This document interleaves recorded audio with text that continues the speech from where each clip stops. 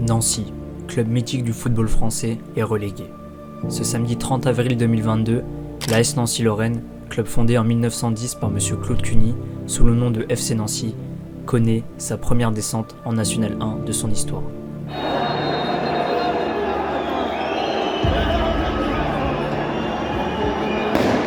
Après le sort de ce match face à Nîmes, l'équipe au Chardon évoluera dans le championnat amateur du football français, 15 ans après les belles années glorieuses de l'équipe qui avait remporté en 2006 la finale de la Coupe de la Ligue face à Nice. Une époque qui semble désormais bien loin pour tous les supporters. Aujourd'hui, et pour les années qui vont suivre, les supporters nancéens et les amateurs de football se demandent est-ce que l'AS Nancy-Lorraine peut remonter en Ligue 2 ? Bonjour tout le monde, c'est Flo. Aujourd'hui on se retrouve pour une nouvelle vidéo. Une vidéo en voix off pour parler de l'avenir de l'AS Nancy-Lorraine.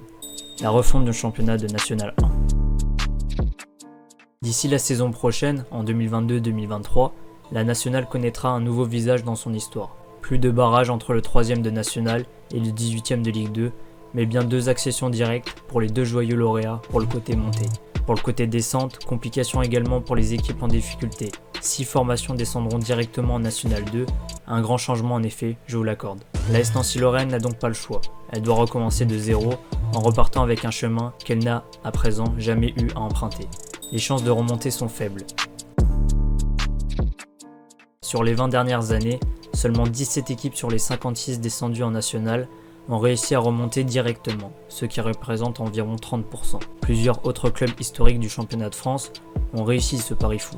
3. Reims en 2010, nos voisins messins en 2013, ou bien entendu le mythique club alsacien du Racing Club de Strasbourg en 2015. Mais rien n'est acquis pour nos Nancéens. Le changement entre la Ligue 2 et la Nationale est brutal. Les clubs professionnels ne sont pas préparés mentalement et financièrement. 5 des 56 équipes reléguées depuis 20 ans ont connu une rétrogradation administrative en plus de la descente sportive. Grenoble 2012, Arles-Avignon 2015, ou encore la célèbre équipe de l'époque, vêtue de rose, Evian-Thonon-Gaillard 2017. Enfin, sur le plan sportif, sur les 2 dernières décennies, 9 équipes ont connu également une seconde relégation dans la foulée, de la Ligue 2 à la National 2. Le plan financier.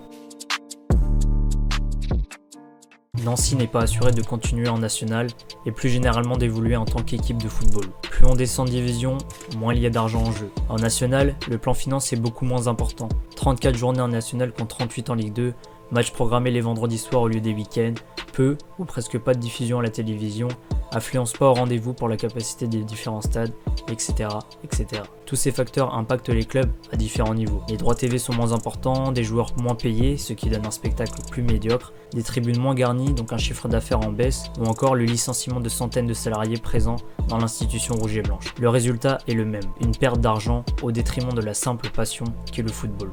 L'équipe interne. En cas de descente, les principaux reproches seront faits aux joueurs car ce sont eux qui sont sur le terrain. Une mauvaise hygiène de vie, un recrutement catastrophique, une nonchalance à chaque match, l'équipe de l'AS Nancy-Lorraine aura battu des records. 69 buts encaissés, 23 défaites en 38 matchs, 24 buts sur coup de pied arrêtés, 12 cartons rouges ou encore le pire ratio des 5 grands championnats. Par ailleurs, les joueurs ne sont pas les seuls fautifs. Beaucoup de choses se passent en interne. Nancy, Bordeaux, Saint-Etienne, des noms qui résonnent dans le football français et qui sont plus que jamais au bord du gouffre sportivement et financièrement. Le point commun, l'équipe interne. Actionnaires, dirigeants, PDG, membres, propriétaires, tant de noms donnés pour diriger un club de football professionnel aujourd'hui. Le but encore une fois, assommer la concurrence, gagner toujours plus d'argent et faire un maximum de bénéfices, tout cela au détriment des supporters. En conclusion, 3 choix s'offrent à l'AS Nancy-Lorraine pour la saison prochaine.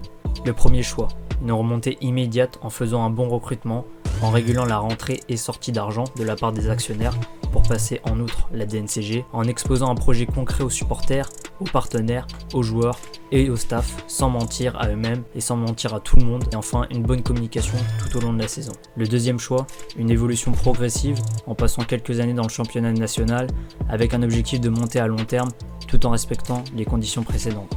Et enfin, le troisième et dernier choix, une descente en National 2 qui affaiblirait encore plus la situation sportive et financière du club en essayant de sauver les meubles lors des dernières journées, en licenciant des centaines de salariés, en perdant encore un peu plus de sponsors, des supporters et en s'éclipsant tels des fantômes pour ne pas assumer ses choix et ses responsabilités. Voilà les choix que l'AS Nancy-Lorraine devra faire pour assurer sa survie et pour redorer son blason dans l'histoire du football français.